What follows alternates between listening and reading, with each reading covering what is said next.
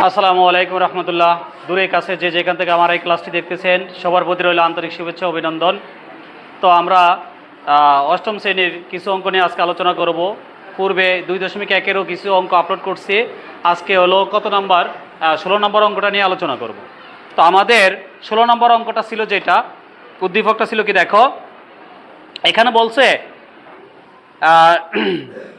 একই হার মুনাফায় কোনো আসল 6 বছরে মুনাফা আসলে দ্বিগুণ হলে 6 বছরে মুনাফা আসলে কয় গুণ হবে? দ্বিগুণ। কত বছরে তা মুনাফা আসলে 3 গুণ হবে? তোমার 6 বছরে বলছে একটা টাকার মুনাফা আসলে কয় গুণ হবে? দ্বিগুণ। এবং ওই টাকাটা মানে কত বছরে মুনাফা আসলে তোমার কি হবে? 3 গুণ হবে। তাহলে আমার এখানে সময়টা বের করতে বলছে যে কত বছরে। তো আমার এখানে আসলও দেওয়া নাই। এখন আমরা দেখো তাহলে অঙ্কটা আমাদের যেহেতু আসল দেওয়া নাই, আমরা এখানে ধরে নিচ্ছি যে মনে করি আসল 100 টাকা, মনে করি আসল কত টাকা? 100 টাকা। তাহলে 6 বছরে মুনাফা আসলে দ্বিগুণ। 6 বছরে বলছে প্রশ্ন থেকে মুনাফা আসলে কয় গুণ হবে? দ্বিগুণ। দ্বিগুণ মানে আসলের কয় দিয়ে গুণ? 2 দিয়ে। তাহলে আসল ছিল আমাদের কত টাকা? 100 গুণ 2, তাহলে কত হলো? 100 দিয়ে 2 গুণ করলে কত হবে? 200 টাকা। এখন আমার এখান থেকে মুনাফার সূত্র হচ্ছে কি, মুনাফা আসল থেকে আসল কি করতে হবে? বিয়োগ করতে হবে। মুনাফা আসল থেকে আসল বিয়োগ করা লাগবে। তাহলে আমার মুনাফা আসল ছিল 200, আসল আসছিল কত? 100। তাহলে 200 থেকে 100 আমরা বিয়োগ করব, ব্র্যাকেট ক্লোজ করে টাকা দিয়ে দিলাম। 200 থেকে 100 গেলে বাকি থাকবে কত? 100 টাকা। আবার বলছে এখানে প্রশ্নটাতে কত বছরে মুনাফা আসলে 3 গুণ হবে। তাহলে আমার মুনাফা আসলে 3 গুণ সেটা আগে বের করে নিতে হবে। এজন্য আমি লিখছি যে আবার মুনাফা আসলে 3 গুণ।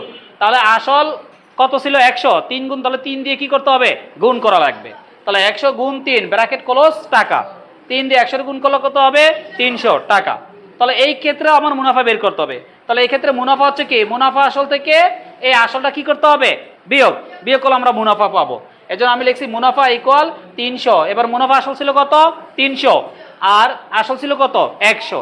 তাহলে 300 মাইনাস 100, তাহলে কত হবে? 200 টাকা। তাহলে এই যে 200 টাকা মুনাফা হলো, এই টাকাটা কত বছরে হলো এটা আমার বের করতে হবে।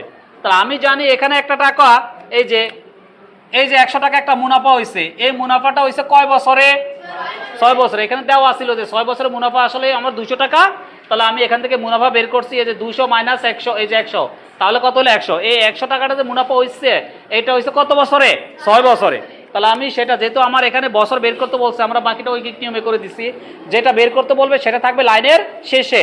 তাহলে আমার এই 100 টাকা মুনাফা হয় কয় বছরে? 6 বছরে। 1 টাকা মুনাফা হয় আরো কি কম বছরে না?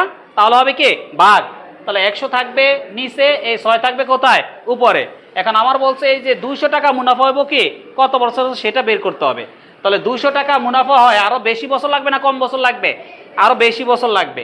বেশি বছর লাগলে হবে গুণ। আগের এই ভগ্নাংশ তুলবো, 6/100 তুললাম, গুণ চিহ্ন দেওয়া, এই 200 দিয়ে দেবো। ক্লিয়ার? তো এখানে এই 2টা শূন্য, এই 2টা শূন্য আমরা কেটে দিলাম।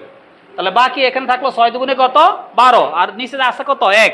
তাহলে 12 যদি আমি 1 দিয়ে ভাগ করি কত হবে? 12ই হবে। আর এখানে এই বছরে বছর, তাহলে উত্তর হইলো কত? 12 বছর। আমার এখানে বলছে যে যে মুনাফা আসলে 3 গুণ যে টাকাটা হয়, এই টাকাটার মুনাফাটা কয় বছরে হবে? তাহলে আমি যেহেতু এখানে পাইছি যে 200 টাকা, এই 200 টাকাটা কয় বছরে মুনাফা হবে? 6 বছরে 200 টাকা কি হবে? মুনাফা, সরি 12 বছরে। 12 বছরে ওই 200 টাকা মুনাফা হবে।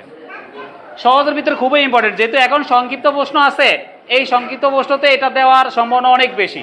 তো এই জন্য আমরা যে কাজটা করবো এটা একাধিকবার করব, ঠিক আছে? তো আজকে এই পর্যন্ত রাখলাম, দেখা হবে পরবর্তী ক্লাসে। সবাই ভালো থাকো, সুস্থ থাকো, এই কামনা ব্যক্ত রেখে আজকে এই পর্যন্ত রাখলাম। আল্লাহ হাফেজ।